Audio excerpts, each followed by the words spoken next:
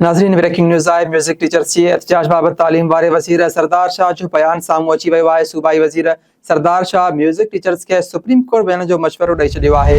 अहम ख़बर आहे, जारी कयल बयान में सरदार शाह चयो त अदालत म्यूज़िक टीचर्स जे भर्ती जो अमल ख़त्म कयो। सिंध हुकूमत अदालती फ़ैसिले आॾो मजबूर आहे। इन फ़ैसिले ख़िलाफ़ फ़नकारनि खे सुप्रीम कोर्ट वञण में अपील दाख़िल कराइण घुरिजे। सूबाई वज़ीर सरदार शाह जो चवणु आहे त फ़नकारनि जी भर्ती मेरिट ते कई वई आहे त थर्ड पार्टी टेस्टिंग ज़रिए अहल करार ॾिनल फ़नकारनि खे ऑफर ऑर्डर बि ॾिना विया। संदसि चवणु हो त एहतजाज कंदड़ चाहिनि था त ख़ाली जायुनि ते ॿीहर इश्तिहार ॾेई सघिजे थो, पर उन में फ़नकारनि लाइ उमिरि जो मसइलो थींदो।